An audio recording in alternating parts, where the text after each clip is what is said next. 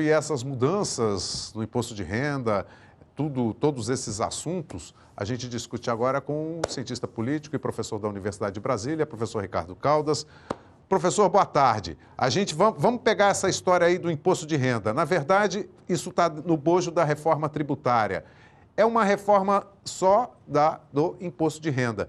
Está faltando o Congresso mexer com as outras reformas que uma se encaixa na outra? Como é que a gente podia definir isso, professor? Boa tarde. Boa tarde, Braga. Boa tarde a todos que estão nos assistindo. Essa é a segunda fase da reforma, né, que a primeira já foi enviada há algum tempo e agora estão discutindo essa questão do imposto de renda. No entanto, não há consenso. Essa versão que está sendo colocada em votação hoje já é a quinta versão feita pelo relator do projeto. Em primeiro lugar, o governo aboliu muitas isenções que havia em vários setores, como setor químico, perfumaria, cosméticos, etc.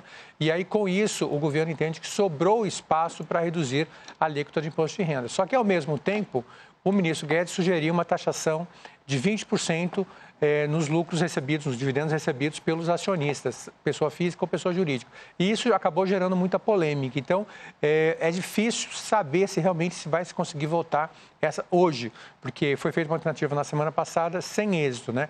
Então, eu diria que primeiro eu preciso acertar essas arestas para depois colocar em votação.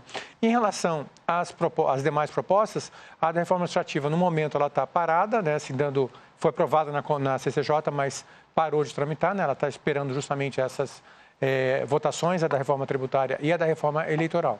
A reforma eleitoral, ela avançou, de certa forma, mas retirou os pontos mais polêmicos, como, por exemplo, o distritão foi retirado, a questão da votação do segundo turno, que tinha sido eliminada, voltou. Então, ela está muito mais aceitável agora para ser aprovada, está muito mais fácil de ser aprovada, Braga, do que a reforma tributária. Sempre houve muita crítica à questão das coligações, que aí as coligações agora ficaram, né, professor? Qual que é a análise do senhor?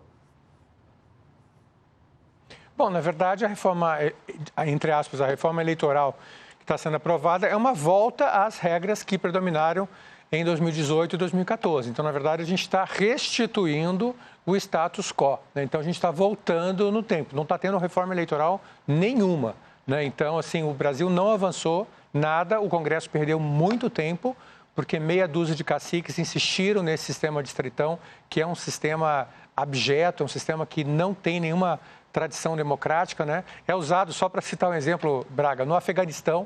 Eu não sei se o Afeganistão é um exemplo para nós agora, mas ainda bem que ele foi retirado, porque é um sistema que só prejudicaria.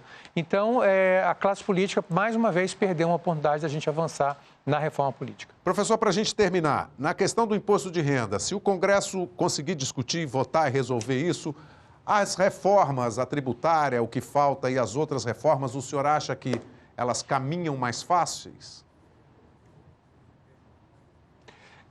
Eu acho que é preciso primeiro dialogar mais, né? Porque o Poder Executivo está com uma visão e o Poder Legislativo está com outra. E não está vendo um bom, vamos dizer assim, um bom convencimento entre as autoridades econômicas e os líderes políticos sobre o que seria o ideal. O governo baixou bastante, até eu diria, Braga, a questão da taxação das empresas, né, do imposto de renda à pessoa jurídica, mas o problema é que no bojo disso ele aumenta outras taxas e outros impostos. Então acaba que você tira com a mão, dá com uma mão e tira com a outra, né? Então os líderes políticos estão sentindo isso, quer dizer, qual é realmente a linha da reforma, né? Taxar dividendos, por exemplo, o Brasil isenta os dividendos desde 95. Está na hora de voltar a taxar? Com certeza. Será que a gente deve taxar pessoa jurídica e pessoa física ou talvez concentrar só em pessoa física? Então está faltando uma discussão mais clara sobre isso e sem essa discussão eu não vejo como aprovar. É preciso que haja um consenso e o consenso você só atinge com acordo e com boas negociações claras e transparentes. Perfeito. Professor, obrigado. Até amanhã. Amanhã a gente conversa. Um abraço.